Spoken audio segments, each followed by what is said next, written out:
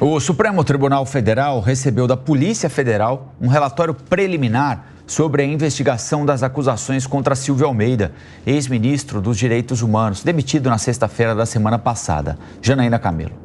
A Polícia Federal enviou ao Supremo Tribunal Federal os dados sobre as investigações que conduziu até aqui envolvendo o ex-ministro de Direitos Humanos do governo Lula, o advogado Silvio Almeida, demitido do cargo na última sexta-feira após acusações de assédio sexual e moral.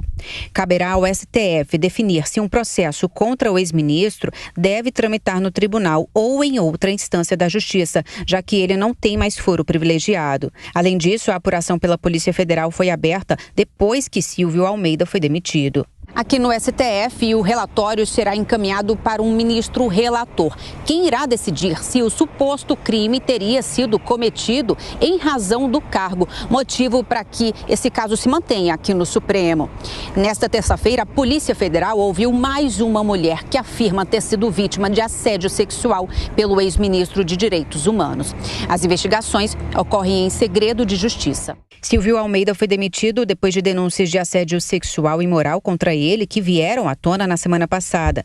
As acusações foram apresentadas à ONG Me Too Brasil, por servidores do governo, por exemplo, incluindo a ministra Aniele Franco, de Igualdade Racial.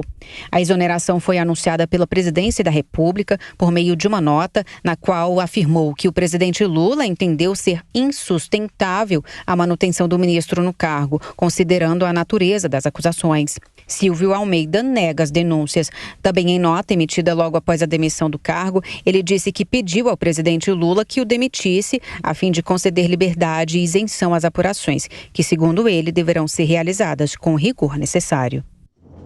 Zé Maria, essa discussão sobre o foro, quem investiga, quem julga, ela muitas vezes acaba suplantando o tema da investigação, a relevância da denúncia e continuam surgindo novas suspeitas e novos indícios, novas acusações que vão ser investigadas, claro, mas que dão mais ênfase, digamos assim, a essa suspeita contra o ex-ministro, né? Era visível a sensação ali de insegurança de parlamentares que militam nessa área de direitos humanos, direitos da mulher, diante de um fato grave assim no governo do presidente Lula, né? Que tem todo um discurso, que tem todo um processo ligado exatamente a direitos humanos, a garantias da mulher e assim por diante. Então foi muito sensível, porque havia ali a possibilidade, ou pelo menos a desconfiança, de que dentro do governo houve um acobertamento para proteger exatamente o discurso do governo e o governo. E é isso que vai ser investigado também. Além, evidentemente, dos processos de assédio, que é muito grave, haverá uma investigação sobre a prevaricação, que é um crime próprio do serviço público de encobertar, fazer ou deixar de fazer algo em virtude de uma vantagem ou de um interesse pessoal, né? Então, são duas investigações. Uma sobre os casos de assédio e outra sobre o acobertamento. Houve, inclusive, uma reação de integrantes do próprio Ministério, da cúpula do Ministério de Direitos Humanos. Alguns pediram demissão junto com a saída do ministro Silvio. E, logo, houve um trabalho para imediatamente ir em busca de um símbolo que pudesse um pouco amenizar a situação.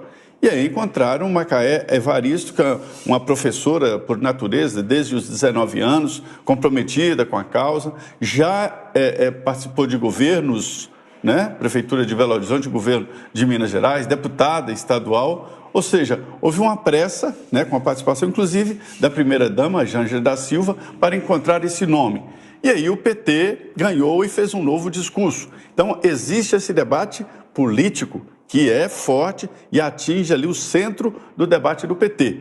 Pelo lado jurídico é assim mesmo. Até hoje a gente não sabe por que alguns processos estão no Supremo e por que alguns não estão no Supremo. Então ficou essa dúvida. A Polícia Federal, por via das dúvidas, pediu ao Supremo informações para saber a quem pedir autorização para quebra de sigilo, para trabalhar, ou ao Supremo ou lá na primeira instância.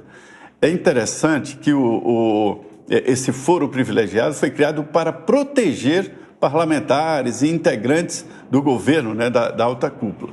Isso foi multiplicado. Então, hoje, mais de 40 mil pessoas têm direito a um foro privilegiado, desde vereador, prefeito, governador, secretário de Estado e subindo a ministros, né? E agora, muita gente quer ficar livre dele, porque o julgamento está sendo rápido e não tem como apelar, né? São as coisas da justiça e da política.